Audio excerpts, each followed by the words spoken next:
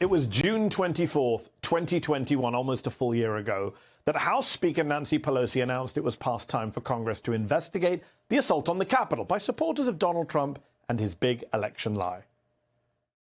Our temple of democracy was attacked by insurrectionists. It is imperative that we seek the truth as to what happened. To do that, we believe that a bipartisan commission would be the best way to proceed. Pelosi and congressional Democrats had already been working for months to put together an independent 9/11-style commission to investigate the attack, and the Senate had voted by a 54-35 majority to create that commission. But that was 6 votes short of what they needed to break a Republican filibuster led by Mitch McConnell. And so last June, Pelosi said enough was enough. I asked, leading up to today, is there a chance for it to pass? We gave it so much time. Not soon. Not likely. Maybe someday. In the meantime, this morning, with great solemnity and sadness, I'm announcing that the House will be establishing a select committee on the January 6th insurrection. On Thursday night, in prime time, that committee will begin to present its findings to the public in live televised hearings. And it's worth recalling the conditions the panel has worked in. Remember, even after the House committee was created, Republicans tried to turn this investigative vehicle into a clown car. They tried to install Trump loyalists and big lie defenders, Jim Jordan and Jim Banks, on the committee, even as Jordan appeared to conceal the fact that he had spoken multiple times with Trump by phone on January the 6th. And when the House panel did add 2 Republican members, Liz Cheney of Wyoming and Adam Kinzinger of Illinois, the Republican Party censured and basically exiled them, and also effectively dismissed the largest sacking of the U.S. Capitol since the War of 1812 as, quote, legitimate political discourse. Nearly 100 subpoenas and more than 1,000 interviews later, what will we learn Thursday night? We know that the first slate of witnesses will include a documentary filmmaker who followed the extremist Proud Boys group both before and during the insurrection, suggesting there's more than we know to the far-right gang's involvement in the assault.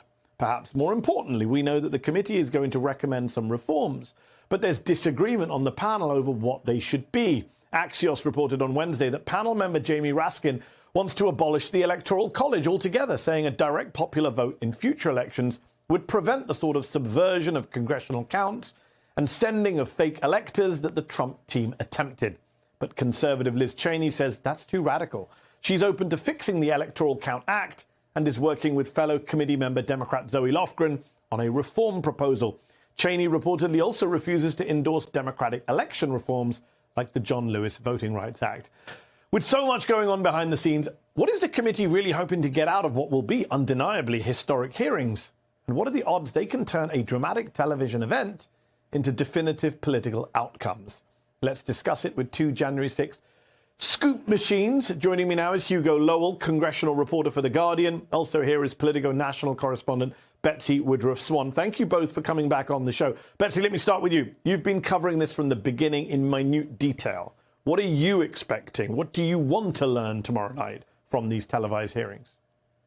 I'm extremely interested in whatever Nick Quested, this documentary filmmaker, has in regards to a meeting on January 5th between the head of the Proud Boys and the head of the Oath Keepers.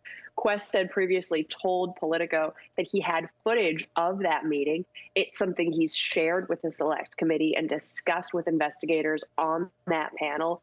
The extent to which he's able to elucidate any level of coordination, communication, discussion prior to January 6th between these 2 separate and different far-right extremist groups that joined forces on that day is something that has the potential to be quite interesting and revelatory. We know one theme for the Select Committee that they expect to suss out over the course of these investigations is that the violence on January 6th was not a freak incident and it was not a random outbreak of violence. Rather, they're going to be making the case that it was pre-planned, it was predetermined, and it was a goal, not a fluke, of the people who attacked the Capitol building. Hugo, you broke the news that Thursday's witnesses will include that filmmaker Nick Quested, who followed the Proud Boys around. That comes just as the DOJ has charged 5 Proud Boys who were at the Capitol with seditious conspiracy. We knew about their participation in the insurrection, but is there new evidence behind the focus on this extremist group? Yeah, and I think a lot of the evidence has come from the DOJ side, as Betsy mentioned, right? There was the January 5 underground parking garage meeting that involved Enrique Tarrio, the leader of the Proud Boys, and Stuart Rhodes, the leader of the Oath Keepers.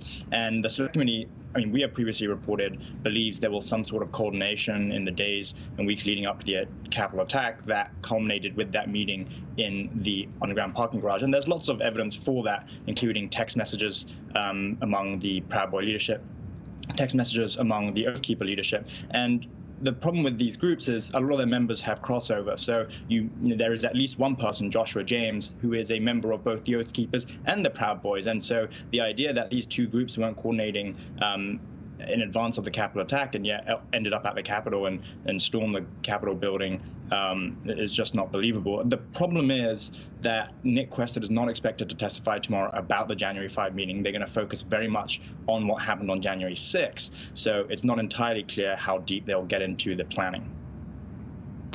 And Betsy, the Washington Post reported this week that on January the 6th, the Secret Service tried to meet Donald Trump's request for him to march on the Capitol with his supporters or drive with them, but they nixed it when the D.C. police said they were spread too thin to help. And you just reported that the January 6th panel has interviewed the head of Trump's Secret Service detail from that day. What more does that tell us about the insurrection itself as it went down on January 6th?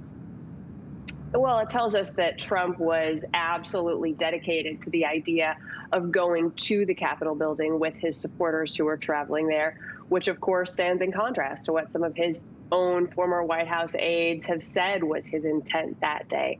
What we also know is that the Select Committee has interviewed Robert Engel, who was a special agent in charge of Trump's presidential protective detail, his Secret Service detail, on January 6th. Engel was very close to Trump throughout the entire day, from socks on to socks off.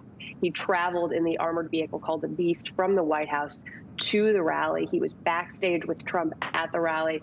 When he was backstage, he played a key role in the Secret Service deciding that it would just not be physically possible for Trump to move from the Ellipse to the Capitol building. Trump really, really wanted to go, and the Secret Service isn't supposed to control the president's movements, no matter how ill-advised those movements might be. But what Engel and other colleagues of his in the Secret Service and in the Metropolitan Police Department quickly assessed was that regardless of the president's wishes, it would basically defy the law of physics to try to transport him there. And we know the Select Committee has a lot of detail on that. So let's talk about some of the Trump boosters. Hugo, Fox has announced they will not be running these hearings live at Thursday, 8 p.m. Host Laura Ingraham said on Tuesday night, the network is just giving the customers what they want. Have a listen. Prime time. They're all upset that Fox isn't covering it live.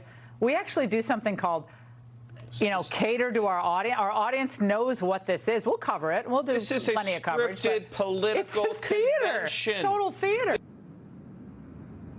Put aside the fact that she's saying the quiet part loud there. We cater to our audience. They don't want to hear this, so we won't tell them about it. This is also a host who was texting Trump's chief of staff during the insurrection on the network that ran 1,100 segments on Benghazi, and she's complaining about political theater. What is Fox afraid of here, do you think? I mean, it's not so much the audience doesn't want to hear it. It's probably that the hosts don't want to hear it because, as you say, they were texting Mark Meadows, Trump's White House chief of staff, while the insurrection was happening and was trying to get him to call the rioters off. And, of course, none of them were really successful.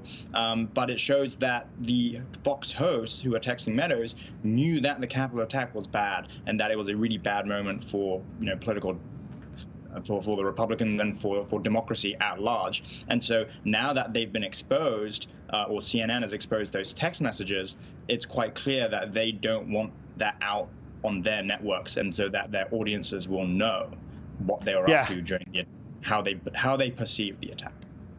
When those text messages got leaked, they had time to come up with their excuses and their rebuttals for their primetime shows. It's very different if you're reading out references to Hannity Ingraham live on Fox as it goes out on air, I guess. Betsy, last word to you. I have to ask you about this New York Times report that presidential son-in-law, Jared Kushner, apparently, reportedly, never bought into the big lie and washed his hands of Trump's election denials. The Times says he reportedly told Pence chief of staff, Mark Short, quote, "Look, when Rudy Giuliani got involved, I stopped being involved. I'm too busy working on Middle East peace right now, Mark." Put aside the absurdity of that quote. Is this just the Javanka PR machine trying to save themselves? I think there's going to be all sorts of reputational sanitation efforts that we will see playing out over the next couple of weeks. The reality is that people left the Trump administration shortly after Trump lost the election because they recognized that he was not going to stay president and that he lost.